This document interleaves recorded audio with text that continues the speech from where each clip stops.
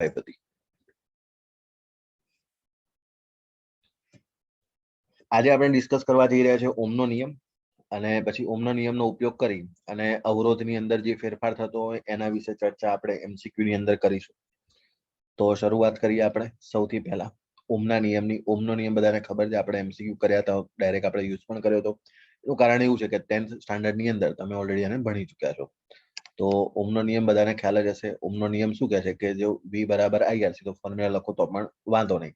અથવા તો તમારી પાસે કોઈ વાહક હોય તો વાહકના બે છેડા વચ્ચેનું સ્ટેટમેન્ટ આ રીતે છે કે વાહકના બે છેડા વચ્ચેથી પસાર થતો પ્રવાહ, એ પ્રવાહ જે છે I એ તેના બે પોઈન્ટ વચ્ચેના વિદ્યુત સ્થિતિમાનના તફાવતના સમપ્રમાણમાં હોય છે.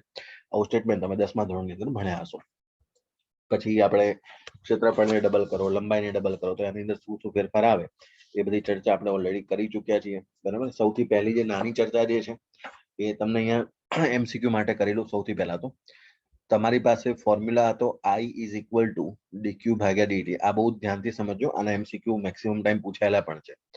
I બરાબર dq ભાગ્યા dt, બરાબર. આ સમીકરણ ક્યાંથી આવ્યું? તો ફોર્મ્યુલા છે ને તમારી પાસે q બરાબર IT. તો એમાંથી જો વિદ્યુત ભારની વાત કરીએ તો વિદ્યુત ભાર જે છે એને અહીંયા તમે માની લો કે વિદ્યુત ભારમાં ફેરફાર તો ડેલ્ટા ક્યુ લખી દેશો. તો I is equal to delta ક્યુ ભાગ્યા ડેલ્ટા ટી. કેટલો વિદ્યુત ભાર પસાર થઈ ગયો તો ડેલ્ટા ક્યુ ફાઇનલ માઇનસ ઇનિશિયલ કરી. અને જો અહીંયા આગળ લિમિટ લેવામાં આવે, બરાબર, તો અહીંયા આગળ લિમિટ લગાવી દો. Limit delta T tends to 0, delta ક્યુ ભાગ્યા ડેલ્ટા ટી ટાઈમ ઇન્ટરવલ અને ડેલ્ટા ટી કરી દો. એટલે અહીંયા શું થઈ જશે? ડીક્યુ ભાગ્યા ડીટી. આ જે છે એ તમારો ઇન્સ્ટેન્ટેનિયસ એટલે કે ત્વરિત પ્રવાહ. એને ફિક્સ તમને આપેલું હોય. જો ફોર એક્ઝામ્પલ હું તમને એમ કહું, એક એક્ઝામ્પલ પણ લઈ લે, તમને આઈડિયા આવે છે એમસીક્યુ પૂછાય છે એનું. કે માની લો કે તમને કોઈ વિદ્યુત ભાર આપેલો હોય, એ ટી નું ફંક્શન હોય, ટી નું વિધેય હોય આ રીતે, 2t² - 5t + 2 આ પ્રકારે, બરાબર. અને તમને એમ કહી દો કે ટી બરાબર 2 સેકન્ડ પર તમારે પ્રવાહ શોધવાનો છે. તો પ્રવાહ શોધો. તો તમને ખબર છે કે શું કરશો? તો I બરાબર dq ભાગ્યા dt, બરાબર. એટલે આનું વિકલન કરતો એટલે 2 × 2 એટલે 4 થઈ જશે. તો 4t - 5, બરાબર. અને અહીંયા આગળ તમારે t બરાબર કેટલા મૂકવાના છે? 2. એટલે તમારે t બરાબર 2 મૂકી દો. એટલે 4 × 2 - 5. 4 × 2 8. 8 માંથી 5 જાય એટલે 3 એમ્પિયર તમારો પ્રવાહ. આવા નાના નાના એમસીક્યુ તમને ખ્યાલ હોવા જરૂરી છે. પછી એક બીજી વસ્તુ અહીંયા આગળ જોવાની છે તમારે ક્ષેત્રફળ માટે, બરોબર. એ પણ ખાસ અગત્યનું છે જે નીટની પ્રિપેરેશન કરતી વખતે, કે એના પણ પ્રશ્ન તમારા માટે અગત્યના બને છે. તો એની ગણતરી કઈ રીતે કરવી? તો જ્યારે તમે આ સમીકરણમાં ડીક્યુ ને કરતા બનાવો તો ડીક્યુ બરાબર લખાશે ત્યાં આગળ IDT આ પ્રકારે. અને કુલ પ્રવાહ, કુલ તમારે વિદ્યુત ભાર શોધવો હોય તો તમારે સંકલન કરવું પડે, બરાબર. અને અહીંયા આગળ તમારે અપર લિમિટ અને લોઅર લિમિટ જે છે, લોઅર ટુ અપર, કઈ રીતે? તો ક્યાંથી શરૂ કરીને ક્યાં સુધી? અહીંયા વેરિયેબલ કોણ છે? ટી. એટલે ટી ના સમયની અંદર તમારે ક્યાંથી, તમને 5 સેકન્ડમાં કીધું હોય તો 0 થી લઈને 5 એ પ્રકારે તમે મૂકો તો તમને વિદ્યુત ભાર પણ મળી જાય, બરાબર. તો આ કન્ડિશનમાં કેવું હોય કે તમને પ્રવાહ આપેલો હશે I, એટલે કે પ્રવાહ I તમને આપેલો અને એ પ્રમાણે તમારે શોધવાનું થાય. તો ચલો એનો પણ એક એક્ઝામ્પલ લઈએ અને પછી ગ્રાફ વાળું છેલ્લું કહી દઉં. એટલે 3 પ્રકારના આપણે પ્રશ્ન જે છે એ સોલ્વ કરી લીધા કહેવાશે. ચલો તો હવે તમને કદાચ એવું કીધું હોય કે પ્રવાહ જે છે એ ટાઈમ નું ફંક્શન છે આ પ્રકારે, 2t + 1 આ પ્રકારે, એકદમ સહેલું એક્ઝામ્પલ લઈએ. અને તમને એમ કહી દે કે t બરાબર 0 થી લઈ અને t બરાબર 3 સેકન્ડમાં જે વિદ્યુત ભાર જે છે શોધો. કેટલો વિદ્યુત ભાર પસાર થશે કોઈ પણ કંડક્ટર માંથી, તો એ તમારે શોધવાનું છે. તો એ શોધવા માટે તમે આ સૂત્રનો ઉપયોગ કરશો. q બરાબર સંકલન IDT. ક્યાંથી ક્યાં સુધી લિમિટ છે? 0 થી લઈને 3. ચલો વેલ્યુ પુટ કરી દઈએ. 0 થી લઈને 3. I નો ફોર્મ્યુલા 2t + 1 પાછળ આવી જશે dt. સંકલન આપણે બધા જાણીએ છીએ તેમ 0 થી લઈને 3 2t dt પ્લસ 0 થી લઈને 3 dt. ચલો 2 બાર આવી જશે. t dt નું થઈ જશે t²/2. અહીંયાથી ઉડી ગયા 2 થી 2. ક્યાંથી ક્યાં સુધી? 0 થી લઈને 3 પ્લસ અહીંયા dt નું થઈ જશે t. ક્યાંથી ક્યાં સુધી? 0 થી લઈને 3. ચલો વેલ્યુ પુટ કરી દઈએ. 3 નો વર્ગ થઈ જશે 9. અને અહીંયા આગળ 3 - 0 કેટલા થઈ જશે? 3. એટલે 9 ને 3 12. તો 12 કુલમ વિદ્યુત ભાર જે છે પસાર થશે. આ તમારો જવાબ, બરાબર. તો આમાં કોઈ પણ વેલ્યુ એટલે કે સમીકરણ જે છે બદલી નાખે અને બાકી તમને સોલ્વ કરતા તો પછી આવડે છે, એમાં કઈ અઘરું છે નહીં. નેક્સ્ટ છેલ્લી મેથડ જે છે લાસ્ટ એ આવી છે આલેખ વાળી. જ્યારે તમને પ્રવાહ વિરુદ્ધ સમયનો આલેખ પૂછેલો હોય, પ્રવાહ વિરુદ્ધ સમયનો આલેખ જ્યારે પણ તમને પૂછે તો એનાથી આલેખથી ઘેરાતું ક્ષેત્રફળ એ તમને વિદ્યુત ભાર આપે. આ યાદ રાખવાનું તમારે. બરાબર, તમને પ્રવાહથી ઘેરાતું જે પ્રવાહ વિરુદ્ધ સમયનો આલેખ હોય એનું જો ક્ષેત્રફળ શોધવામાં આવે, બરાબર, ક્ષેત્રફળ તમે ટાઈમ ઇન્ટરવલ કીધેલું એ પ્રમાણે જોવાનું, બરાબર, કે આટલાથી આટલા ટાઈમ ઇન્ટરવલની વાત છે, તો તમે એના માટે ત્યાં આગળ કુલ વિદ્યુત ભાર કેટલો જશે, બરાબર, તો એ શોધવા માટે તમે એને શોધી શકો છો.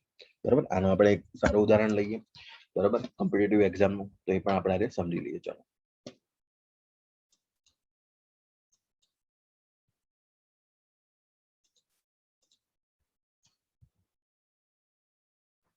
જો આકૃતિમાં દર્શાવ્યા પ્રમાણે તમને એવું કીધું છે કે તમને પ્રવાહ વિરુદ્ધ સમયનો આલેખ આપેલો છે અને આ આલેખની અંદર તમારે શું સોલ્વ કરવાનું છે, t બરાબર 2 સેકન્ડ થી લઈને t બરાબર 12 સેકન્ડ સુધી કેટલો વિદ્યુત પ્રવાહ જે છે, વિદ્યુત ભાર જે છે એ કંડક્ટરમાંથી કેટલો પસાર થયો છે તે શોધવાનું છે. હવે વિદ્યાર્થીઓને ભૂલ ક્યાં થાય અહીંયા આગળ કે એને જો તમને ક્યાંથી પૂછ્યું તો 2 થી ચાલુ કરવાનું અને 12 સુધી, બરાબર, એટલે તમારે આ જે આગળનો જે ભાગ છે એને તમારે કન્સિડર કરવાનો નથી.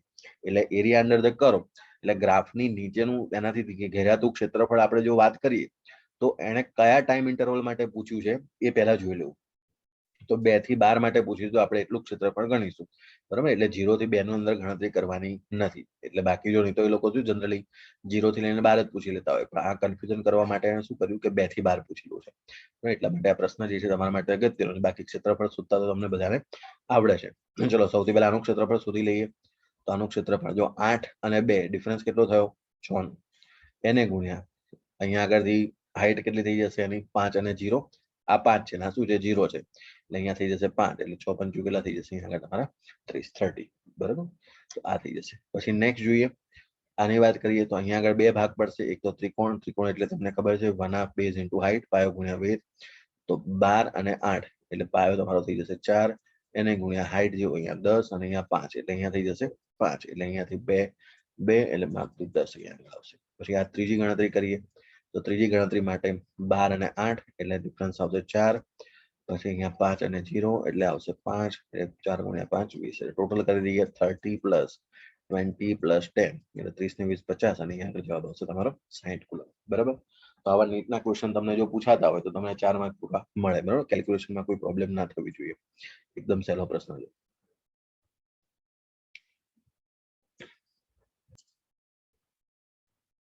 ચલો તો એ પ્રકારનો આપણો દાખલો ગણાઈ ગયો છે. એ બહુ અગત્યનો દાખલો છે, જે નીટ માટે તમે થોડો જોઈ લેજો, એમસીક્યુ ની અંદર પૂછે છે. કે ઓમના નિયમ વિશે આપણે ડિસ્કશન કરી ચૂક્યા છીએ, બરાબર. હવે ચલો ઓમના નિયમમાં થોડું આગળ વધી આવે તો એક વસ્તુ થોડી બીજી નવી શીખવાની છે તમારે અહીંયા આગળ, પ્રવાહ ઘનતા. બરાબર, તમારા માટે એક નવો ટોપિક છે જેનું નામ છે પ્રવાહ ઘનતા. પહેલા પ્રવાહ ઘનતા શું છે એને સમજી લઈએ, અને એને પ્રવાહ ઘનતા જે છે એને તમારે ડિનોટ એટલે મતલબ કે એને તમારે ડિફાઇન કરવાની જરૂર કેમ પડી સૌથી પહેલા તો, બરાબર. પછી આગળ વધીએ આપણે. એક નવી ફિઝિકલ ક્વોન્ટિટી જેનો એમસીક્યુ સીધો પણ પૂછાય છે કે એનો એકમ લખો, એનો એમએલટી બનાવો. આ બધા પ્રશ્ન ડાયરેક્ટ પૂછાયેલા પણ છે બોર્ડની અંદર, તમારા એમસીક્યુ બોર્ડ લેવલના નાના એમસીક્યુ ની અંદર અથવા તો ગુજસેટના એમસીક્યુમાં તો આ પ્રશ્ન પૂછાતા હોય. તો શરૂઆત કરીએ સૌથી પહેલા. એક નાનો પાર્ટ છે તમારો પ્રવાહ ઘનતા, નવી ફિઝિકલ ક્વોન્ટિટી, નવી ભૌતિક રાશિને આપણે ઇન્ટ્રોડ્યુસ કરીએ છીએ. જો કન્ડિશન કેવી છે કે આપણે જ્યારે સમાન તારની વાત કરીએ ને તો સમાંતર આવો હશે કે એવું નહીં, આ પૂરેપૂરો તમે જો આનો જે એરિયા છે, બરાબર, આડછેદનું ક્ષેત્રફળ એ સમાન રહેશે થ્રુ આઉટ ધ વાયર, એમાં ક્યાંય ચેન્જ આવશે નહીં. પણ કદાચ જો આ પ્રકારનો વાયર હોય તો શું કરવું, આ વાયર જે છે એ તમારો અહીંયાથી મોટો થઈ જશે, પછી આગળ જઈને ફરી પાછો પાતળો થઈ જશે, બરાબર. આ પ્રકારનો એટલે કે અસમાન વાયર કહી શકો તમે આને. તો આ પ્રકારનો જો અસમાન પ્રકારનો વાયર હોય તો આ પ્રકારની ગણતરીમાં તમારે પ્રવાહ ઘનતાને ડિફાઇન કરવાની જરૂર પડે છે, બરાબર. કેમ કે અહીંયા તમે સમજશો ને તો અહીંયા ક્ષેત્રફળ પણ સરખું છે, અને પૂરેપૂરા ક્ષેત્રફળમાંથી કુલ પ્રવાહ માની લો કે આવી જતો હોય તો થ્રુ આઉટ ધ વાયર તમારો આઈ જે છે કોન્સ્ટન્ટ રહેશે. પણ અહીંયા આગળ પ્રોબ્લેમ કેવો થયો કે અહીંયાથી પ્રવાહ એન્ટર થયો આઈ, આમાં પણ એન્ટર તો આઈ જ થવાનો છે. કુલ પ્રવાહ આખા આડછેદના ક્ષેત્રફળમાં, તો અહીંયા આગળનું ક્ષેત્રફળ શું છે A1, અહીંયાનું આડછેદનું ક્ષેત્રફળ જોવું તો A2, અહીંયા પાછા આવશો તો ફરી વખત કેટલું થઈ ગયું A1, એટલા જ માપનું હોય તો, બરાબર. તો અહીંયા જો ક્ષેત્રફળ બદલાય છે એટલે ક્ષેત્રફળ બદલાતા આપણે પ્રવાહ ઘનતાને વ્યાખ્યાયિત કરવાની જરૂર પડે છે. તો એનો જે ફોર્મ્યુલા છે, બરાબર, એને સૌથી પહેલા તો જે થી ડિનોટ કરવામાં આવે છે, જે સદિશ, બરાબર. સદિશ રાશિ છે પ્રવાહ ઘનતા, એ પણ અહીંયા યાદ રાખો. ફોર્મ્યુલા છે તમારો I is equal to JA, બરાબર. આ રીતે એટલે કે જે બરાબર લખાશે I ભાગ્યા એ જે બરાબર I ભાગ્યા એ આ ફોર્મ્યુલા તમારું યાદ રાખવાનું છે. હવે તમને પ્રશ્ન પાછો એવો થાય કે અહીંયા આગળ કે સદિશની જે દિશા છે પ્રવાહ ઘનતાની એ કોને ગણવાની, તો કે ભાઈ પ્રવાહની જે દિશા હોય એ તમારી અહીંયા જે ની દિશા રહેશે પ્રવાહ ઘનતાની, બરાબર. તો હવે એકમ તમારે જોવા જશો તો જે એકમ શું થઈ જશે, અહીંયા I એટલે પ્રવાહ છે, બરાબર. પ્રવાહ જે છે તમને અહીંયા સદિશ ના લખાય, પ્રવાહની જે દિશા છે મેં તમને કીધું અહીંયા એરો એટલે માર્યો કે આની જે દિશા છે તમારી જે ની દિશા એ રીતે નક્કી કરવામાં આવે છે. તો અહીંયા આગળ લખાશે એમ્પિયર, અહીંયા નીચે ક્ષેત્રફળ છે એટલે એમ્પિયર પ્રતિ મીટર નો વર્ગ, આ છે તમારું યુનિટ, અને એને અકોર્ડિંગ તમે એનો MLT ફોર્મ્યુલા બનાવી શકો છો. તમને બધાને તમને ખ્યાલ છે. હવે વાત કરીએ આગળ, એની અંદર એક નવો ટિપિકલ ક્વેશ્ચન આની અંદર પૂછાતો હોય છે કે આ જે છે ને ડોટ પ્રોડક્ટ છે, I બરાબર J ડોટ A, બરાબર. આ જે તમે પ્રવાહ લખો છો પ્રવાહ I, એ I બરાબર આ પણ છે J ડોટ A, આ બંનેનો ડોટ પ્રોડક્ટ છે J અને A નો, એ પણ તમારે યાદ રાખવાનું. જો આને સ્પ્લિટ કરી છે તમને ફોર્મ્યુલા ખબર છે I બરાબર J A cos થીટા, આ પણ બનશે. તો એક વસ્તુ તમારે આ પણ યાદ રાખવાની છે અહીંયા, બરાબર. પછી બીજી વાત આવે, જો જેટલા MCQ બને બધા તમને કહું છું, સૌથી પહેલા શરૂઆત ક્યાંથી થશે, યુનિટ પૂછાય, પછી ડોટ પ્રોડક્ટ થઈ શકે એનો, પછી ત્રીજી વસ્તુ I બરાબર સંકલન JDA, આવું પણ થશે, બરાબર. એ પણ તમે યાદ રાખો. એનો મતલબ કે તમારી પાસે જો પ્રવાહ ઘનતા વિરુદ્ધ ક્ષેત્રફળનો આલેખ હોય તો એનું જે ક્ષેત્રફળ છે એ ક્ષેત્રફળ તમને પ્રવાહ આપે, બરાબર. આ રેર કેસમાં ક્યાંક તમને કોમ્પિટિટિવમાં મળશે, બાકી એટલો બધો આ ક્વેશ્ચન આજ સુધી પૂછાયો નથી. પણ તમને ખાલી યાદ હોવું જોઈએ કે J વર્સિસ A મતલબ કે પ્રવાહ ઘનતા વિરુદ્ધ ક્ષેત્રફળનો જ્યારે આલેખ હોય તો એનું જો ક્ષેત્રફળ શોધવામાં આવે તો ક્ષેત્રફળ તમને પ્રવાહ આપશે, બરાબર. એટલે એ પણ તમે જોઈ લો કેટલું પ્રવાહ તમને મળી જાય, બરાબર. DA DA DA DA એ રીતે તમે ભેગા કરો નાના ક્ષેત્રફળ તો એ પ્રકારે, બરાબર. ક્ષેત્રફળ તમને કોઈનું ફંક્શન આપેલું છે એ પ્રકારે. આ જનરલી ખાલી તમારે યાદ રાખવાના, એટલા બધા ક્વેશ્ચન આયા નથી. ડોટ પ્રોડક્ટ તમારે યાદ રાખવાનો છે. પછી જે ક્વેશ્ચન પૂછાયો છે પ્રવાહ માટે તમને અહીંયા આગળ, તો જુઓ ધ્યાનથી, માની લો કે તમારું કોઈ આ રીતનું ક્ષેત્રફળ આખે આખું આ રીતનું જઈ રહ્યું છે, આડછેદનું ક્ષેત્રફળ, અને તમને કોઈ આ ક્ષેત્રફળ માટે વાત કરે અહીંયા આગળ જોઈ લો, તો આનો એરિયા વેક્ટર તમને ખબર છે, ક્ષેત્રફળ સદિશ શું એને લંબ હશે અને એનો પ્રવાહ જે છે આ દિશામાં જશે. તો પ્રવાહની દિશામાં ક્ષેત્રફળનો સદિશનો ઘટક મેં તમને કીધું ને, તો તમારે યાદ રાખવાનું કે ક્ષેત્રફળ સદિશ કયો, તો એરિયા વેક્ટર હંમેશા પ્રવાહની દિશામાં લેવો, પ્રવાહની દિશામાં લેવો, આ ખાસ યાદ રાખજો. આ સ્ટાર માર્ક કરી દઈએ છીએ આપણે, બરાબર. તો પ્રવાહની દિશામાં કયો થઈ જશે, તો માની લો કે આ થીટા હોય તો આ શું થઈ જશે તમારો A cos થીટા, બરાબર. તો તમારો ફોર્મ્યુલા I બરાબર J ડોટ A અથવા તો J cos થીટા આ રીતે બની જશે. આવા નાના નાના MCQ તમને જ્યારે આપણે પ્રેક્ટિસ કરીશું ત્યારે તમને એની અંદર આપણે ઉપયોગમાં પણ લેતા જઈશું, બરાબર. તો એક નવી તમારી માટે ભૌતિક રાશિ આજે આપણે ભણ્યા જેને કહેવામાં આવે છે પ્રવાહ ઘનતા, તો એ તમારે યાદ રાખવાની છે. J બરાબર I ભાગ્યા A, બરાબર. I બરાબર J A એ રીતે યાદ રાખશું તો પણ વાંધો નહીં. હવે એનો આપણે ઉપયોગ કરીશું કઈ જગ્યા પર, તો તમને ખબર છે V બરાબર આપણે ફોર્મ્યુલા લખીએ છીએ IR, ઓમના નિયમ સાથે એને જોડવાનો પ્રયત્ન કરીએ તો I M નો M, R નો ફોર્મ્યુલા ખબર છે rho L divide by A, તો આપણે મળી ગયા 10મા ધોરણની અંદર, અને I ભાગ્યા A ઇન્ટુ રો L, બરાબર ને. તો ચલો આનો આપણે ઉપયોગ કરીએ. હવે તો જુઓ ધ્યાનથી, આને I ભાગ્યા એને તો હું શું કહી શકું, J કહી શકું, તો આને હું શું લખી દઈશ J રો L, અને V નો ફોર્મ્યુલા V બરાબર ED, આવું આપણે સેકન્ડ ચેપ્ટર ની અંદર ભણી ગયા. D ના બદલે હું લંબાઈ લખી શકું L, તો L થી L થઈ ગયો કેન્સલ, તો E બરાબર J ઇન્ટુ રો, બરાબર. આ એક ફોર્મ્યુલા થઈ ગયો. હવે આનું થોડું મોડિફિકેશન આપણે આજે જોવાનું છે. આજે એમાં E જે છે વિદ્યુત ક્ષેત્ર છે, J જે છે એ હમણાં જ આપણે જોયું પ્રવાહ ઘનતા છે, બરાબર. પછી એની વાત કરીએ આગળ, અહીંયા આગળ આ જે રો છે એ રો છે તમારી અવરોધકતા, રો જે છે એ છે તમારું અવરોધકતા. હવે આ અવરોધકતા પછી વાત આવશે વાહકતાની, બરાબર. તો આ બંનેમાં ડિફરન્સ શું છે, તો અવરોધકતા જે રો છે વાહકતાને કહેવામાં આવે છે સિગ્મા, તો સિગ્મા બરાબર થઈ જાય 1/ρ, આ રીતે લખાશે, બરાબર. સિગ્મા બરાબર શું થઈ જશે 1/ρ થઈ જશે. એટલે જો રો ને હું નીચે લઈ જાઉં તો આ રીતે થઈ શકે, જો J બરાબર 1/ρ ઇન્ટુ E, અને 1/ρ ને શું કહેવામાં આવશે સિગ્મા, તો સિગ્મા ઇન્ટુ E, તો J બરાબર સિગ્મા ઇન્ટુ E. આ એક નવો ફોર્મ્યુલા તમારે યાદ રાખવાનો છે. આને કહેવામાં આવે છે ઓહમના નિયમનું સદિશ સ્વરૂપ, બરાબર. આ યાદ રાખજો. જેમ તમે કુલમના નિયમનું સદિશ સ્વરૂપ ચેપ્ટર 1 માં ભણ્યા એટલે અહીંયા શું યાદ રાખવાનું છે, J બરાબર સિગ્મા E આનો યુઝ છે ને એમસીક્યુ ની અંદર થશે, બરાબર. જેને આપણે એમસીક્યુ જે રીતના પ્રિપેર કરીશું ને ત્યારે હું તમને કહીશ કે ક્યાં આગળ વપરાય છે.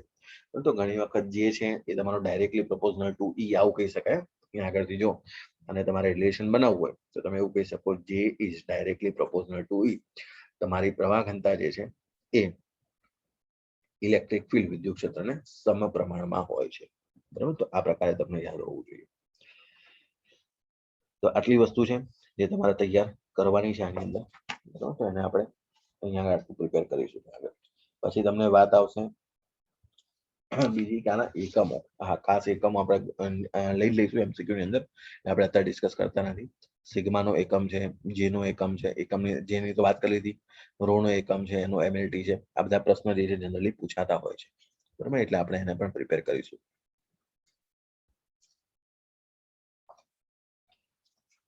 ચલો, તો એક નાની થિયરી જે છે ભણવાની છે, ઇલેક્ટ્રોનની ડ્રિફ્ટ ગતિ અને અવરોધકતાનું ઉદ્ગમ, એવો ટોપિકનું નામ છે અહીંયા આગળ તમારી ટેક્સ્ટ બુકની અંદર. અને સહેલું છે, એકદમ શાંતિથી સમજો ધ્યાનથી. કે તમે અત્યાર સુધી જે 10મા ધોરણમાં ભણતા હતા એની જો ડિસ્કશન કરીએ તો 10મા ધોરણમાં તમને એમ કે ઇલેક્ટ્રોનની ગતિ બતાવો, તો કદાચ તમને યાદ હશે કે તમે આવું કંડક્ટર બનાવતા હતા કોઈ મેટાલિક, બરાબર. અને કંડક્ટરની અંદર આ રીતે ઇલેક્ટ્રોનને સીધે સીધા રીતે ગોઠવી દેતા હતા કે ભાઈ એક ઇલેક્ટ્રોન, બીજો, ત્રીજો, બધા જ ઇલેક્ટ્રોન જે છે એ આ રીતે ગતિ કરે છે. આવું તમારી ટેક્સ્ટ બુકની અંદર પણ ફિગર હતી, બરાબર. પણ એકચ્યુઅલમાં ફિગર જે છે ખોટી છે, બરાબર. ઇલેક્ટ્રોનની ગતિ, બરાબર, ફોર રેફરન્સ ખાલી માટે લોકો લીધેલી છે, પણ ખરેખર જો ગતિ જોવા જઈએ ને તો ઇલેક્ટ્રોનની આ ગતિ નથી. ઇલેક્ટ્રોનની જે ગતિ કરવાની જે મેથડ છે, બરાબર, એ રેન્ડમ મેથડ છે. રેન્ડમ મોશન કરતું હોય હંમેશા, બરાબર. એક ઇલેક્ટ્રોન માની લો કે આમ જતો હશે, બીજો ઇલેક્ટ્રોન જે છે એની ઈચ્છાથી તો આમ જતો હશે. એ કઈ બાજુ જાય નક્કી હોય નહીં, એ રેન્ડમલી મોશન હોય.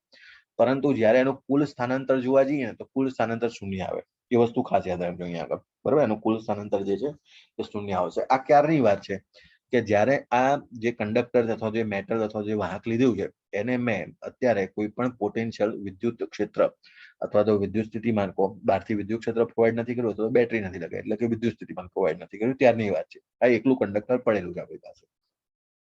જેનું બેસ્ટ એક્ઝામ્પલ શું છે કે તમારી વ્હીકલની કોઈ પણ ચાવી હોય ને, બરાબર, કી, જો એને તમે જોશો ને તો એ મેટલ છે, બરાબર. હવે મેટલને તમે જ્યારે ટચ કરો ને ત્યારે તમને કરંટ લાગતો નથી. હા, પણ એમાં એવું નથી કે ઇલેક્ટ્રોન બેઠા છે, બરાબર. ઇલેક્ટ્રોન જે છે એ તો ગતિ કરે જ છે. ઇલેક્ટ્રોનનું કામ એવું નથી કે ફ્રી બેસી રહેશે, એ હંમેશા ગતિ કરશે, પણ કેવી ગતિ કરશે? અસ્તવ્યસ્ત ગતિ કરશે. હવે જ્યારે વાત કરીશું કે જો એ ચાવી જે હોય ને તમારી, માની લો કે તમારી જે કી છે આ રીતની, તો એ કીની આસપાસ તમે માની લો કે તમે બેટરી લગાવી દીધી, અને બેટરી લગાવ્યા પછી જો તમે એને ટચ કરશો તો તમને શોક લાગી જશે, બરાબર. એ કરંટ લાગવાનું કારણ શું છે કે હવે ઇલેક્ટ્રોન જે છે ને એક જ દિશામાં ગતિ કરવાનું ચાલુ કરે છે, બરાબર. એના કારણે ઇલેક્ટ્રોનની ગતિ રોકાતી નથી, પણ ઇલેક્ટ્રોનની ગતિ અસ્તવ્યસ્ત હોય છે. હવે અસ્તવ્યસ્ત ગતિ થાય ત્યારે જો એનું સ્થાનાંતર ગણવામાં આવે એ કન્ડિશનમાં એનું સ્થાનાંતર જે છે એ લગભગ શૂન્ય બરાબર હોય છે, બરાબર. શૂન્ય જ હોય છે, કહી શકો તમે.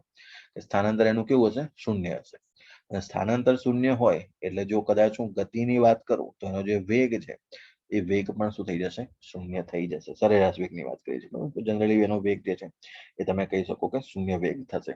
પણ જ્યારે હવે હું આ જ કન્ડિશનમાં એને જો બેટરી લગાવી દઉં બહારથી, બરાબર, બહારથી મેં એને વિદ્યુત ક્ષેત્ર આપી દીધું, અને વિદ્યુત ક્ષેત્ર આપ્યું એટલે ઇલેક્ટ્રોન જે છે એ હવે તમારા ગતિ કરવાની ચાલુ કરી જશે, બરાબર. આ પ્રકારે, બરાબર. નીચે લગાવી દઈએ, ડાયરેક્શન નીચે થઈ જશે. તો આ રીતે ઇલેક્ટ્રોન જે છે માની લો કે આ જમણી આમ રેન્ડમલી તમે આ ડ્રો કરો છો, બરાબર. પણ હવે કન્ડિશન કેવી રીતે લાગે ચેન્જ થઈ જશે. માની લો કે ફોર એક્ઝામ્પલ મેં આ રીતે બેટરી લગાવી દીધી. બેટરી લગાવ્યા પછી હવે ઇલેક્ટ્રોન જે છે તો ઇલેક્ટ્રોનની ગતિ તમને ખબર છે વિદ્યુત ક્ષેત્રની વિરુદ્ધ દિશામાં થાય, બરાબર. એનું કારણ છે ઇલેક્ટ્રોન જે છે બધા હવે કઈ બાજુ ગતિ કરવા માંડશે? પ્લસ બાજુ, બરાબર. એવું પણ કહી શકો. એનું કારણ શું છે કે તમે વિદ્યુત ક્ષેત્ર પ્રોવાઈડ કર્યું. વિદ્યુત ક્ષેત્ર કઈ દિશામાં? તો આપણે ભણીએ છીએ તેમ વિદ્યુત ક્ષેત્ર પ્લસ થી માઇનસ, એટલે પ્લસ આ બાજુ છે અને આ માઇનસ છે, એટલે પ્લસ થી માઇનસ ની બાજુ તમે વિદ્યુત ક્ષેત્ર ઇલેક્ટ્રિક ફિલ્ડ પ્રોવાઈડ કરી, અને ઇલેક્ટ્રિક ફિલ્ડ જેવી આપી એવું એના ઉપર એક બળ લાગે, અને બળનું મૂલ્ય તમને ખબર છે F બરાબર QE. આ સૂત્ર આપણે બધા જાણીએ છીએ. અને Q એટલે ઇલેક્ટ્રોનની વાત છે, તો અહીંયા આગળ મારે શું લખવું પડે? માઇનસ EE, કારણ કે વિરુદ્ધ દિશામાં બળ લાગશે. તો આ એના ઉપર એક બળ લાગી જશે, F બરાબર માઇનસ EE. અને જો વાત કરીએ તો આવું પણ લખી શકાય, F બરાબર MA. એટલે જો પ્રવેગ લખવા જો તો પ્રવેગ A બરાબર માઇનસ EE ભાગ્યા M. એટલે કે હવે ઇલેક્ટ્રોન જે છે એ અચળ પ્રવેગી ગતિ કરશે, અને પ્રવેગ કેટલો? તો A બરાબર માઇનસ EE ભાગ્યા M જેટલો. આ ક્યારે થાય? કે જ્યારે તમે તેના પર બાહ્ય વિદ્યુત ક્ષેત્ર આપો છો અથવા તો તમે બેટરીનું જોડાણ કરો છો ત્યારની કન્ડિશન છે. હવે ગતિ કઈ થઈ ગઈ હશે અચાનક જ, બરોબર? આ તો મેં ખાલી જસ્ટ ડ્રો કરી, પણ જ્યારે રેન્ડમ મોશન કરતું હતું ત્યારે શું થયું અને પછી શું થયું જોજો ધ્યાનથી. કે તમે માની લો કે આ રીતે રેન્ડમલી આ રીતે ગતિ કરતા હતા શરૂઆતની કન્ડિશનમાં, આ રીતે માની લો કે અહીંયાથી એ અને અહીંયા આગળ બી કીધું, બરોબર? આ જ્યારે વિદ્યુત ક્ષેત્ર તમે પ્રોવાઈડ કર્યું નતું ત્યારે ઇલેક્ટ્રોન આ રીતે પ્રકારે ગતિ કરતું. તો હવે જેવું વિદ્યુત ક્ષેત્ર પ્રોવાઈડ કર્યું તો એની ગતિ જે છે ચેન્જ થઈ ગઈ હશે, બરોબર? એટલે થોડું આગળ ડિસ્પ્લેસમેન્ટ પણ કરી જશે. તો અહીંયાથી શરૂ કરી, હવે જોજો ધ્યાનથી, બીજા કલરથી એને ડ્રો કરું છું, માની લો કે ચલો એને બ્લુ કલરથી ડ્રો કરું. તો હવે એની જે ગતિ છે એ આ પ્રકારે થઈ ગયા છે. જો અહીંયાથી આગળ જઈને પહેલા અહીંયા બી પહોંચતો હતો, હવે ક્યાં પહોંચી ગયો? બી ડેશ સુધી પહોંચી ગયો, બરાબર? તો તમે બુકની અંદર ફિગર પણ જોશો પેજ નંબર 97 પર. આ રીતે રેન્ડમ, તમારે એવું જરૂર નથી કે બુકના શેપની ફિગર બનાવી, બરાબર? કારણ કે રેન્ડમ મોશન કરે એટલે તમે ફિગર તમારી પણ રેન્ડમલી બનાવી શકો છો આ પ્રકારે. તો એને રેન્ડમ મોશન આ રીતે પહેલા એ બી પહોંચતો હતો, હવે એ બી ડેશ એટલે થોડું થોડું સ્થાનાંતર જે છે હવે વધતું ગયું, એટલે એનું કુલ સ્થાનાંતર જે છે આ કન્ડિશનમાં શૂન્ય થશે નહીં. તો સ્થાનાંતર જે છે ડિસ્પ્લેસમેન્ટ, તો ડિસ્પ્લેસમેન્ટની વાત કરીએ તો નોટ ઇક્વલ ટુ 0, એટલે એનો મતલબ કે આનો વેગ પણ નોટ ઇક્વલ ટુ 0, એટલે કે એનો વેગ આવશે અને પ્રવેગ જે છે એ પ્રવેગ કેવો થઈ જશે? અહીંયા આગળ અચળ પ્રવેગ થઈ જશે. ખાસ વસ્તુ યાદ રાખજો, બરાબર? તો અચળ પ્રવેગી ગતિ અહીંયાથી કરવાની શરૂઆત કરશે. ચલો, તો હવે જોઈએ આપણે ધ્યાનથી કે આપણી પાસે એક ફોર્મ્યુલા છે અચળ પ્રવેગી ગતિનો, યાદ કરો. v બરાબર u પ્લસ એટી, આ બધાના ફોર્મ્યુલા યાદ હશે, બરાબર ને? તો v બરાબર u પ્લસ એટી, આ ફોર્મ્યુલાને આપણે જોઈએ. તો પ્રારંભિક વેગ શું હતો કન્ડિશનમાં? કોઈ પણ માની લો કે એક ઇલેક્ટ્રોનની વાત કરું તો હું જો v1 કહું તો v1 બરાબર એનો પ્રારંભિક વેગ હતો 0 પ્લસ પ્રવેગ તો એમનો એમ અહીંયા આગળ લખાશે t1. પછી બીજા ઇલેક્ટ્રોન માટેનો વેગ v2, તો અહીંયા આગળ 0, અહીંયા પ્લસ at2, બરાબર? અહીંયા પ્રારંભિક કેમ 0 લખું છું? કારણ કે ઇનિશિયલ કન્ડિશનમાં જેનો વેગ છે 0 થતો હતો, જો અહીંયા આગળ જ્યારે બેટરી લગાવી નહોતી ત્યારની કન્ડિશન આ રહી, બરાબર? તો એની વાત કરી રહ્યા છે આપણે. તો v2 પછી v3 પછી vn, એ રીતે આપણે જોઈશું ને. તો હવે જો સરેરાશ કાઢવા જઈએ આની, તો સરેરાશમાં શું થશે? તો ચેક કરીએ ચલો. તો કે ભાઈ v એવરેજ હવે 0 થશે નહીં, તો એવરેજ લેવા જઈએ તો આ તો પ્રારંભિક, આનો તો બધું સરેરાશ તો 0 જ છે, આ તો હટાવી દો. અહીંયાથી પ્લસ at, બરાબર? આનો t1 t2 t3 એનો પણ આપણે સરેરાશ કાઢવું પડશે. અને આ જે સરેરાશ છે એને કહેવામાં આવે છે રિલેક્સેશન ટાઈમ, બરાબર? એને ડિનોટ કરવામાં આવે છે ટાઉ થી, બરાબર? એટલે at ના લખતા ત્યાં આગળ આપણે a ટાઉ લખીશું, બરાબર? અને એનું મૂલ્ય તો મને ખબર છે, બરાબર? હવે આ એવરેજ જે સરેરાશ સ્થિતિ એને આપણે નવું નામ આપીશું ડ્રિફ્ટ વેલોસિટી, બરાબર? ડ્રિફ્ટ વેગ. એટલે અહીંયા આગળ આપણે સરેરાશ ન લખતા એને નવું નામ આપીશું vd, બરાબર? નવું નામ જોઈ લો, ડ્રિફ્ટ વેલોસિટી. અને કહેવામાં આવશે, છે તો સરેરાશ જ એક પ્રકારની, પણ છે શું? ડ્રિફ્ટ વેગ એવું કહેવાશે, ડ્રિફ્ટ વેલોસિટી, બરાબર? અને પછી અહીંયા થઈ ગયું 0, અહીંયા આપણે નામ આપી દીધું રિલેક્સેશન ટાઈમ, અને અહીંયા આગળ એનું ફોર્મ્યુલા તો મને ખબર છે, -e divide by m into tau. તો ડ્રિફ્ટ વેગનો ફોર્મ્યુલા આ તમારે યાદ રાખવાનો છે, બરાબર? આ ફોર્મ્યુલાથી ઘણા બધા MCQ જે સોલ્વ થતા હોય છે, એટલે તમારે આ ફોર્મ્યુલા યાદ કરી લેવાનો, -e/m અપોન ઇન્ટુ ટાઉ. અને ટાઉ છે શું છે? એ સરેરાશ સમયગાળો છે ક્રમિક અથડામણો વચ્ચેનો, બરાબર? એક માની લો કે એક અથડામણ થઈ, પછી એ અથડાઈને પછી ફરી વખત પ્રવેગિત થશે, ફરી વખત અથડાશે. તો બે ક્રમિક અથડામણો થતી હોય ને એની વચ્ચેનો જે સમયગાળો છે સરેરાશ સમયગાળો, એમ. તો બે ક્રમિક અથડામણ વચ્ચેનો સરેરાશ સમયગાળો એ જે છે શું કહેવામાં આવે છે? ટાઉ, અથવા તો એને કહેવાય રિલેક્સેશન ટાઈમ, બરાબર? ચલો, તો એક આ ફોર્મ્યુલા થઈ ગયો. હવે આને આપણે ઇક્વેશન નંબર 1 આપી દઈએ, અને ઇક્વેશન નંબર 1 આપ્યા પછી હવે બીજી ગણતરી કહીએ કે vd બરાબર -e/m. તો આપણી પાસે આવી ગયું છે. આને આપણે હોલ્ડ કરીએ ઇક્વેશનને, અને પછી આગળ એક કંડક્ટર માટેનું સરસ ઇક્વેશન, કારણ કે આ પહેલું જે કંડક્ટર આપણે જોયું છે ને એની જ વાત છે. તો આ કંડક્ટર માટે આપણે ગણતરી કરવા જઈ રહ્યા છીએ. ચાલો, તો એક ફોર્મ્યુલા યાદ રાખી લઈશું, -e/m ઇન્ટુ ટાઉ.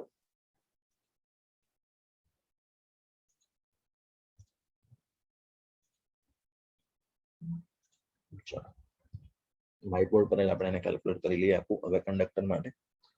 તો જો આ નાનું જે ડેરિવેશન છે એ ડેરિવેશન ઇમ્પોર્ટન્ટ છે. બહુ સમય પહેલા આ જે ક્વેશ્ચન જે છે પૂછાયેલો છે, એટલે આને તમારે પ્રિપેર પણ સાથે સાથે કરી લેવાનો છે. માની લો કે એક કંડક્ટર, એક વાહક લઈએ છીએ, નળાકારીય વાહક એટલે વાયર હોય તો તમને ખબર છે નળાકાર સ્વરૂપ હશે. આ બાજુનું ક્ષેત્રફળ એ, અને અહીંયાથી લંબાઈ જે છે આપણે L લઈ લઈએ, બરાબર? તો કન્ડિશન જો હવે ધ્યાનથી,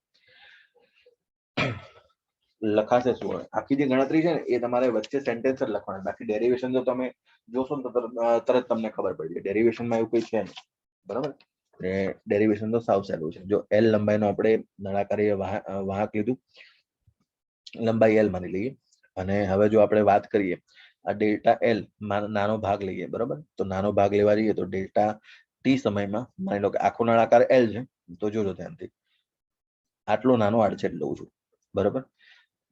નાના આડછેદમાં આનું જે નાનો આડછેદ છે એની લંબાઈ હું લખી લઉં છું અહીંયા ડેલ્ટા એક્સ, બરાબર. જોતા રહેજો ધ્યાનથી. હવે લખી દીધી ડેલ્ટા એક્સ. ડેલ્ટા એક્સ માંથી માની લો કે અહીંયાથી ઇલેક્ટ્રોન જે છે પસાર થઈ રહ્યા છે, તો કેટલો સમય, મતલબ કે માની લો કે નાનો સમય લાગશે ડેલ્ટા ટી સમયમાં, બરાબર.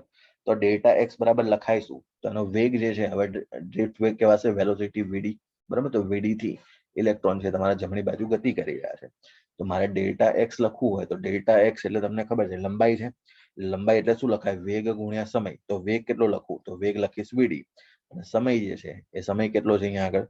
તો ડેલ્ટા ટી. તો ડેલ્ટા ટી સમયગાળામાં વીડી વ્યક્તિ ગતિ કરે છે, એટલે ડેલ્ટા એક્સ નો મારી પાસે ફોર્મ્યુલા આવી ગયો. આ ડેલ્ટા એક્સ ની વાત કરી રહ્યા છે આપણે, બરાબર. હવે વાત કરીએ કે આટલામાંથી તો કેટલા ઇલેક્ટ્રોન પસાર થયા છે એની પણ આપણે ચર્ચા કરવી રહી, બરાબર, કે નંબર ઓફ ઇલેક્ટ્રોન્સ કેટલા પસાર થયા હશે. તો અહીંયા આગળ નંબર ડેન્સિટી કહેવાય એને, બરાબર. સંખ્યા ઘનતા, આ પણ એક નવો વર્ડ છે તમારા માટે. સંખ્યા ઘનતા small n is equal to total number of electrons પર વોલ્યુમ, બરાબર. એકમ કદ દીઠ ઇલેક્ટ્રોન. સંખ્યા ઘનતા એટલે શું કહેવાય? તો એકમ, અહીંયા ખાસ યાદ રાખજો, કદ દીઠ ઇલેક્ટ્રોનની સંખ્યા.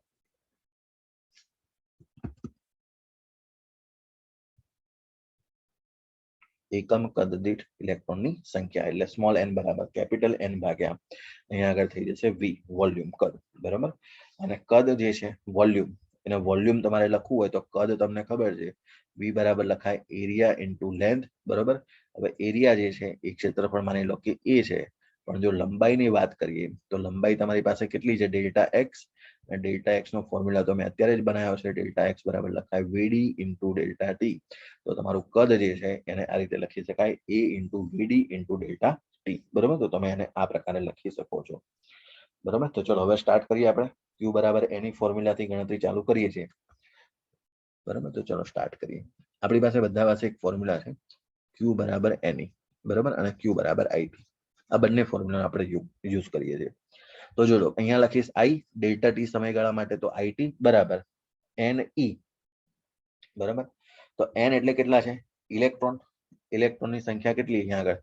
તો n બરાબર n ઇન્ટુ v, આવું લખી શકાય. જો ધ્યાનથી, આ કેપિટલ n ની વાત છે ને, કુલ કેટલા સંખ્યામાં ઇલેક્ટ્રોન પાસ થાય છે? તો ભાઈ capital into e. Capital n એટલે કેટલા? તો કે સ્મોલ n ઇન્ટુ v, આવું લખી દેવાશે. તો small n into v into e, અને સ્મોલ n ની જે સ્મોલ n ઇન્ટુ v, અને v નું કામ તો આપણે કરી લીધું છે અહીંયા આગળ.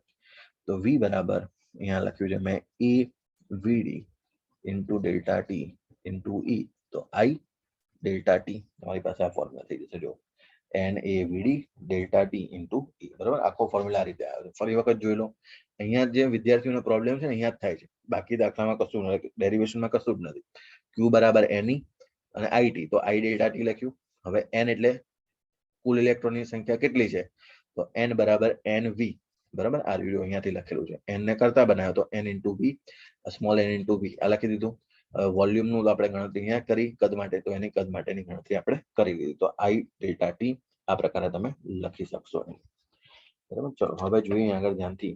તો હું vd ની કિંમત મૂકીશ અહીંયા આગળ, બરાબર, કેમ કે મને vd નો ફોર્મ્યુલા તો ખબર છે. vd નો ખાલી કિંમતમાં કઈ રીતે મૂકીશ? તો vd બરાબર હું ખાલીનું મૂલ્ય મૂકીશ, બરાબર. નેગેટિવ સાઇનને આપણે નેગ્લેક્ટ કરીએ છીએ. તો અહીંયા લખીશું i delta T n a delta T, પછી e, અને vd બરાબર યાદ કરી લો e ભાગ્યા m ઇન્ટુ ટાઉ, આ પ્રકારે લખતા હતા, બરાબર. ચલો હવે વિદ્યુત ક્ષેત્ર છે એને અલગ કરી દઈએ. વિદ્યુત ક્ષેત્રનો પણ ખાલી મેગ્નિટ્યુડ, નેગેટિવ સાઇન એટલે મેં નેગ્લેક્ટ કરી દઈશું એટલા માટે. ચલો તો અહીંયાથી આપણે જોઈશું તો e ને હું અલગ કરી દઉં અને બાકી બધું એમનું એમ કરી દઈએ. ચલો તો શું લખાશે? e ઇન્ટુ એટલે લખી દઉં e સ્ક્વેર, પછી એરિયા એમનો એમ e સ્ક્વેર ભાગ્યા m, પછી ટાઉ, પછી n ડેલ્ટા ટી, અને અહીંયા આગળ થઈ જશે e. તો i ડેલ્ટા ટી, ચલો તો ડેલ્ટા ટી તો બે બાજુ ઉડાવી દઉં. પછી i બાય a કરી દઉં.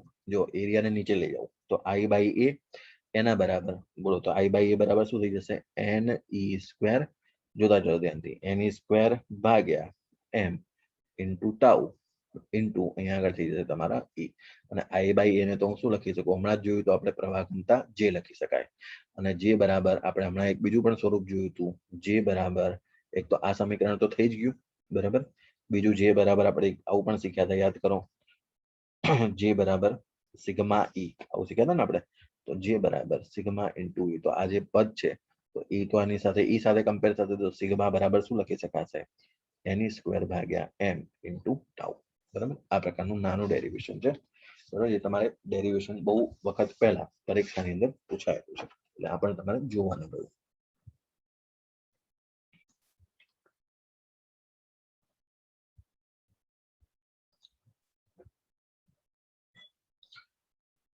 મોસ્ટ આઈએમપી થિયરી તમારા માટે ઓમના નિયમની મર્યાદાઓ બોર્ડની એક્ઝામમાં મેક્સિમમ ટાઈમ પૂછાયેલી થિયરી છે તો આપણે સમજીએ ધ્યાનથી જો અમે 3 ગ્રાફ તમારે તૈયાર કરવાના છે ત્રણ ગ્રાફની વિશે નાની નાની ડિસ્કશન કરવાની છે કે 3 ગ્રાફ આપણે જે જોયા તો 3 ગ્રાફના વિશે માહિતી આપવાની છે કે શું છે તો ઓમનો નિયમ જે છે એ આપણે જોયું તેમ V બરાબર IR તો એના વિશે પણ તમને હું એકવાર કહી દઉં કે કહેવા શું માંગે છે ઓમનો નિયમ તો ફોર્મ્યુલા લખીએ આપણે બધા V બરાબર IR એના પ્રમાણે જો કહીએ આપણે તો આને જો y બરાબર mx પ્લસ c ના આલેખ સાથે તમે સરખાઈ શકો સ્ટ્રેટ લાઈન નો ગ્રાફ બરાબર સીધી રેખાનો ગ્રાફ છે આ y બરાબર mx c માં mx પ્લસ c માં આ બધી શું છે તો y વિરુદ્ધ x નો ગ્રાફ એમાં m જે છે એને ઢાળ કહેવામાં આવે છે અને c જે છે એને y ઇન્ટરસેપ્ટ કહેવામાં આવે છે બરાબર ઇન્ટરસેપ્ટ નો મીનિંગ એવો થાય કે y અક્ષ ઉપર કઈ જગ્યા પર કટ કરે છે હવે જો y શૂન્ય હોય સોરી c બરાબર શૂન્ય હોય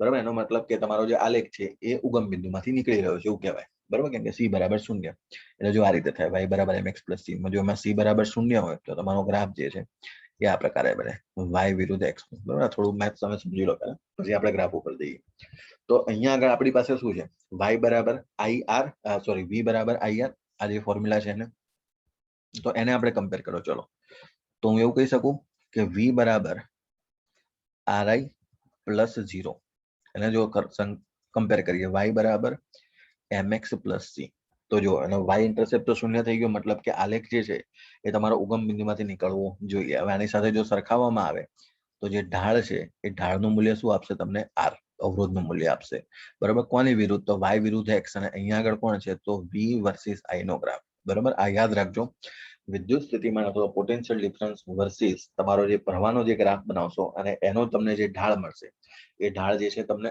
r નું મૂલ્ય આપશે બરાબર હવે ઘણી વખત કન્ફ્યુઝ કરવા માટે પરીક્ષાની અંદર એ લોકો તમને i વિરુદ્ધ v નો ગ્રાફ આપી દે તો i વિરુદ્ધ v નો ગ્રાફ ડ્રો કરશો ત્યારે તમને જે ઢાળ છે એ 1/r નું મૂલ્ય આપશે બરાબર એટલે ભૂલ ના થાય v વિરુદ્ધ i નો ગ્રાફ નો ઢાળ શોધો તો એ તમને r અવરોધ આપે પણ જ્યારે i વિરુદ્ધ v કરશો તો એ 1/r આપશે બરાબર એટલે ઘણી વખત તમને શું કરે કે i વિરુદ્ધ v આપે અને તમને કે અવરોધ શોધી નાખો બરાબર ઢાળ શોધતા તમને આવડે છે થીટા જે ખૂણો 60 ડિગ્રી આપ્યો 30 ડિગ્રી જે પણ આપ્યો તો tan થીટા છે તમારો ઢાળ હોતો હોય છે બરાબર એ તો તમને ખ્યાલ છે તો અહીંયા આગળ કદાચ એવું કે i વિરુદ્ધ v આપી દે અને તમને કે ઢાળ શોધો ને એમને કે અવરોધ શોધો તો તમે ઢાળ શોધીને સીધો લખી દો અવરોધ તો એ ખોટું છે એ 1/r છે એટલે તમે જવાબ આવે ને એને પણ તમારે ઊંધો કરવો પડે બરાબર ચલો આપણે એક એક્ઝામ્પલ લઈએ એટલે તમને ખ્યાલ રહે આ નાના નાના MCQ ગુજસેટમાં એમાં આવી રીતે પૂછાતા હોય છે તો ફોર એક્ઝામ્પલ અહીંયા આગળ હું એક આલેખ લઉં છું જોજો ધ્યાનથી પહેલા બેઝિક ક્વેશ્ચન લઈ લઈએ પોટેન્શિયલ વર્સિસ કરંટ બરાબર v વિરુદ્ધ i નો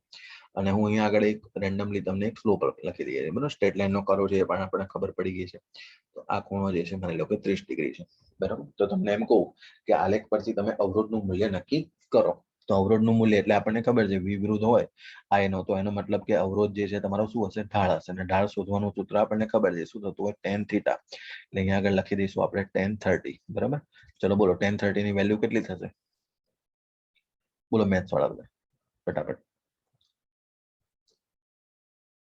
tan 30 ની વેલ્યુ બોલો ફટાફટ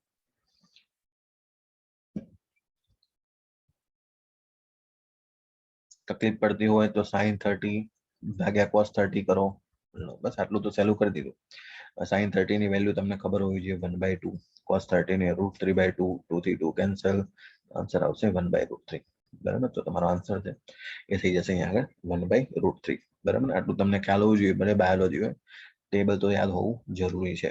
બરાબર. તો આટલી વસ્તુ થઈ ગઈ.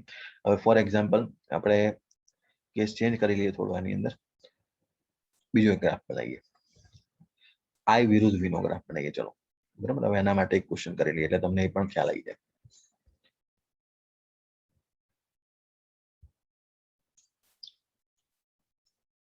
આઈ વિરુદ્ધ વી અને એ ગ્રાફની અંદર એનો જે ઢાળ છે, ફોર એક્ઝામ્પલ તમને આપી દીધું ફરી વખત 30 ડિગ્રી, અને તમને એમ કે આની માટે અવરોધ શોધો.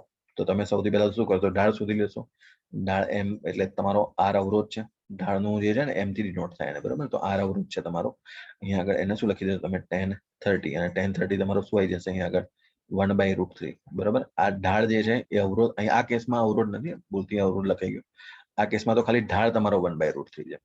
અને આઈ વર્સિસ વી નો જયારે ગ્રાફ હોય, આઈ વિરુદ્ધ વી નો, તો તમારો જે ઢાળ છે એ ઢાળ તમને શું આપે છે? 1/r આપે છે. એટલે શું આપ્યું એને? 1/√3. એટલે અહીંયા અવરોધ જે છે કેટલો થઈ જશે તમારો? √3. બંનેને ઇન્વર્સ કરજો, તમને અહીંયાથી અવરોધ મળી જશે 1/√3. ત્યારે આ કેસની અંદર તમને સીધું ખાલી √3 આ કેસમાં મળશે, ત્યારે અહીંયા આગળ તમને 1/√3 મળશે. એટલે બંને ક્વેશ્ચન જે છે આપણે જોઈ લીધા. આ પ્રકારના પ્રશ્ન તમારી એક્ઝામની અંદર પૂછાઈ શકે છે. એટલે આ તમારે લખેલું હોવું જોઈએ નોટબુકની અંદર. જ્યારે પણ વાંચવા બેસો તો તમને ખ્યાલ આવે. હવે આપણે એક વસ્તુ અહીંયા ક્લિયર થઈ ગઈ કે તમારો જે આલેખ જે છે એ તમારો સ્ટ્રેટ લાઈન જ બનવો જરૂરી છે. બરાબર. તો બે પ્રકારના વાત આવે અહીંયા આગળ કે ઘણી વખત સ્ટ્રેટ લાઈન બને પણ ખરો ને ના પણ બને. તો કેટલીક એવી ધાતુઓ છે, બરાબર, હવે ધ્યાનથી સાંભળજો, કેટલીક એવી ધાતુઓ છે જેનો એક ગ્રાફ બનાવ્યો છે, જો વી વર્સિસ આઈ નો. તો આપણો જે ગ્રાફ છે ને એ સ્ટ્રેટ લાઈન, આ ડોટેડ લાઈન તમને દેખાય છે ને એવો હોવો જોઈએ, સ્ટ્રેટ લાઈન આ રીતે. પણ થાય છે શું કન્ડિશનમાં? તો જો અમુક લાઈન સુધી સીધો જાય છે. જો અહીંયા આગળ અહીંયાથી ચાલુ થયો ગ્રાફ, તો અહીંયા સુધી તો સીધો ગયો, પછી ધીરે ધીરે જે છે એને શું કર્યું? કર્વ લઈ લીધો આખો. બરાબર. એકચ્યુઅલમાં ડોટેડ લાઈન છે એ પ્રકારે જવો જોઈએ પણ એવો ગયો નહીં. બરાબર ને? આકૃતિમાં આપણને એવું દેખાય છે. તો એનો મિનિંગ કે આ જે છે એ અમુક લિમિટ સુધી જ ઓમના નિયમનું પાલન કરે છે, આવું કહેવાય. બરાબર. એના પછી જે છે એ ઓમના નિયમનું પાલન થતું નથી. તો ઘણા બધા એવા કંડક્ટર, એવી બધી ધાતુઓ છે જે અમુક મર્યાદા સુધી જ, અમુક લિમિટ સુધી જ, અમુક પ્રવાહની લિમિટ સુધી જ ઓમના નિયમનું પાલન કરે છે, બાકી એ પાલન કરતા નથી. બરાબર. તો એને જ્યારે વાત કરીએ કે જે ઓમના નિયમનું પાલન કરે એ પ્રકારના જે વાહકો છે એને ઓહમિક વાહકો કહેવામાં આવે છે. બરાબર. આ શબ્દ ખાલી યાદ રાખજો, બહુ ખાસ કામનો નથી, પણ આવું તમને ક્યાંક કોઈ બુકમાં મળી જશે, ઓહમિક વાહકો. બરાબર. અને ના હોય તો નોન ઓહમિક કંડક્ટર્સ એવું રીતે કહેવાતું હોય છે. બરાબર. જનરલી કઈ વર્ડ તમારે ખાસ સ્પેસિફિક યાદ રાખવાની જરૂર નથી. પછી વાત આવશે સેકન્ડ મર્યાદા. બરાબર. 3 મર્યાદાઓ છે. બરાબર. 3 લિમિટેશન, અને 3 વખત તમારે એના સેન્ટેન્સ લખવાના છે, 3 એટલે તમારું કામ થઈ જશે. તો સેકન્ડ ક્વેશ્ચન ની અંદર તમે જોશો, સેકન્ડ ગ્રાફ ની અંદર જોશો, તો આ બીજો જે ગ્રાફ છે ને એ તમારું ચેપ્ટર નંબર 14 ની અંદર આવે છે, જે લાસ્ટમાં તમે ભણશો. આ સેમી કંડક્ટર નો ગ્રાફ છે. બરાબર. સેમી કંડક્ટર તમે એક નવું, તમે કેમિસ્ટ્રીની અંદર પણ ભણશો આ વસ્તુ, ફિઝિક્સમાં પણ ભણશો. તો સેમી કંડક્ટર નો ગ્રાફ છે. સેમિકન્ડક્ટર ની અંદર બે કેરેક્ટરિસ્ટિક્સ આવે, ફોરવર્ડ બાયસ અને રિવર્સ બાયસ.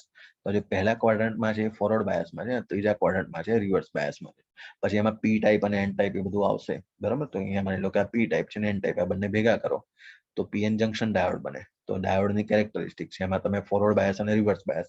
એનો મતલબ એવો થાય કે એક વખત બેટરી તમે આમ લગાવી છે, બરાબર, પી ટાઈપ સાથે પોઝિટિવ અને એન ટાઈપ સાથે નેગેટિવ. આટલું અત્યારે એટલી બધી ખબર નહીં પડે તમને, આ જસ્ટ ઉપરથી કહું છું. બાકી 14મા ચેપ્ટરની અંદર તમે આખી વસ્તુ ડિટેલમાં ભણશો. બરાબર. આ ખાલી તમે એટલે સમજો કે જો બેટરી આમ લગાવી તો પ્રવાહ અને વોલ્ટેજ એક ગ્રાફ બનાવશે. હવે આ જો બેટરીને ઊંધી કરી દઉં, બરાબર, ફોર એક્ઝામ્પલ જો આ પી છે ને એન છે, બરાબર, તો પી ટાઈપ ને એન ટાઈપ ની વાત છે, તો બેટરીને હવે મેં ઊંધી કરી દીધી. જો અહીંયા આગળ માઇનસ કરી દીધું, અહીંયા પ્લસ કરી દીધું, તો શું કન્ડિશન કેવી થાય કે જે સીધી બેટરી લગાવી ત્યારે જે ગ્રાફ આવે એના કરતા એક્ઝેક્ટ ઊંધો ગ્રાફ ત્યારે તમે ઊંધી બેટરી લગાવો ત્યારે આવવો જોઈએ. એવું જરૂરી બને ને, પણ અહીંયા એવું થતું નથી. જો આને ફોરવર્ડ બાયસ કહેવાય એકચ્યુઅલમાં. બરાબર. 14મા ચેપ્ટરમાં ભણશો. અને આને કહેવાય છે રિવર્સ બાયસ. તો રિવર્સ બાયસ ત્રીજામાં દેખાય છે. તો જો પહેલો ગ્રાફ છે એનો એક્ઝેક્ટ ઓપોઝિટ ગ્રાફ અહીંયા આગળ તમને થર્ડ ક્વાડ્રન્ટની અંદર મળવો જોઈએ. આનો એક્ઝેક્ટ ઓપોઝિટ પણ જે મળતો નથી. એવું મને ક્યાંથી ખબર પડે છે? તો જો અહીંયા પ્રવાહ જે છે ને મિલી એમ્પિયર લખેલો, જો અહીંયા એકમ, જ્યારે અહીંયા પ્રવાહ માટે શું લખેલું છે? Micro ampere. એટલે મૂલ્યમાં પણ ખાસો ફરક પડી જાય છે. એટલે ઓહમના નિયમનું સૌથી પહેલા તો અહીંયા પાલન થતું નથી, તમને ખ્યાલ આવી જશે. બરાબર. તો આ રીતે તમારે આખું સેન્ટેન્સ લખવાનું. ફોરવર્ડ બાયસમાં જે ગ્રાફ મળે છે, જે આલેખ મળે છે, તે રિવર્સ બાયસની અંદર આલેખ મળતો નથી, કારણ કે ફોરવર્ડ બાયસમાં જે પ્રવાહનું મૂલ્ય છે મિલી એમ્પિયરમાં છે, જ્યારે રિવર્સ બાયસની અંદર જે પ્રવાહનું મૂલ્ય છે એ તમને માઇક્રો એમ્પિયરમાં મળે છે. આ પ્રમાણે તે ઓમના નિયમનું પાલન કરતો નથી. ક્યારે જ્યારે વાત આવે સેમિકન્ડક્ટર, એટલે દરેક જગ્યાએ ઓમના નિયમનું પાલન થાય એવું જરૂરી નથી બનતું. તો આ એક એનું વાયોલેટિંગ પાર્ટ છે કે એને જે છે તેની લિમિટની બહાર જતું રહે છે.